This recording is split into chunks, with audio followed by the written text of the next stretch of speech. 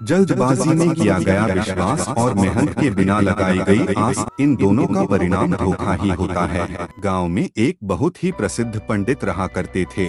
वह पंडित जिस गांव में रहते थे वह उस गांव के प्रसिद्ध मंदिर पर पूजा करते थे और सभी शादियां व सभी धार्मिक कार्य वही पंडित कराते थे।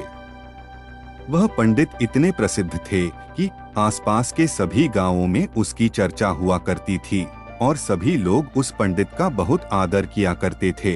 पंडित इतने प्रसिद्ध थे कि सभी लोग उन्हीं से अपना धार्मिक कार्य कराने के लिए दूर दूर गांव से बुलाया करते और अच्छा दान दिया करते थे। एक बार पंडित जी अपने गांव से दूसरे गांव शादी कराने गए हुए थे। पंडित जी जब शादी कराने के बाद वहां से लौट रहे थे तो उन्हें एक बकरी भेंट स्वरूप दी गई।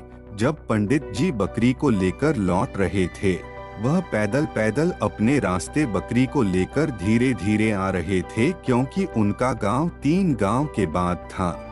जिस रास्ते से पंडित जी लौट रहे थे उस रास्ते पर 3 ठग हुआ करते थे और वह आने जाने वाले लोगों को लूटा करते थे।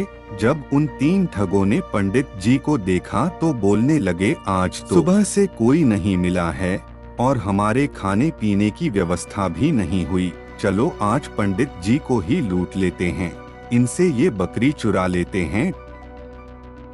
लेकिन उनमें से एक ठग बोलता है, अगर पंडित जी को मारा पीटा तो सारे गांव वाले हमें छोड़ेंगे नहीं और हमें बहुत पाप लगेगा।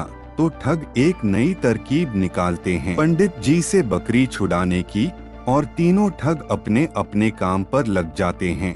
पंडित जी जब पहले गांव पहुंचने वाले होते हैं तो वहां पहला ठग उन्हें मिलता है जो एक साधारण व्यक्ति की तरह पंडित जी से राम राम करता है और उनके पैर पड़ने के लिए झुकता है, लेकिन रुक जाता है और पंडित जी से बोलता है, पंडित जी आप तो बहुत प्रसिद्ध पंडित हैं और लोग आपकी बहुत इज्जत करते हैं, लेकिन आप इस गधे के साथ क्या कर रहे हैं?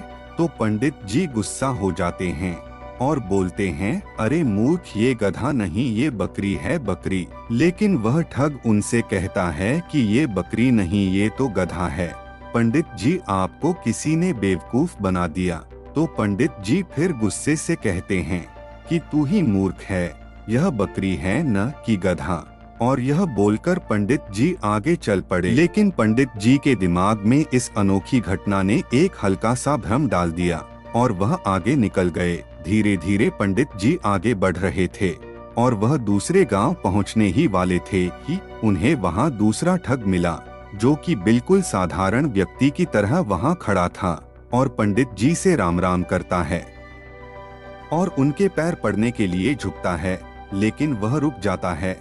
पंडित जी पूछते हैं, क्या हुआ, रुक क्यों गए? तो वह बोलता है, पंडित जी आप इस गधे को साथ लेकर क्यों घूम रहे हो? इससे आप खंडित हो जाओगे और लोग आपके बारे में क्या सोचेंगे? इस गधे को भगा दो। पंडित जी को इतनी बात सुनकर बहुत क्रोध आता है और बोलते हैं, तुम मूर्ख हो, दिखाई नहीं देता यह बकरी है और तुम बोल रहे हो गधा है।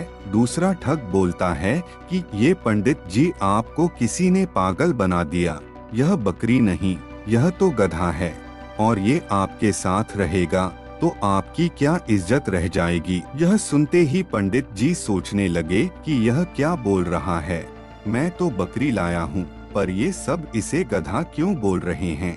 कहीं मैं सच में गधे को लेकर तो नहीं घूम रहा हूँ। पंडित जी सोच में पड़ जाते हैं और वह ठग वहां से चला जाता है और पंडित जी भी आगे बढ़ने लगते हैं, लेकिन उनके दिमाग में यही बात चल रही होती है कि ये बकरी है या गधा।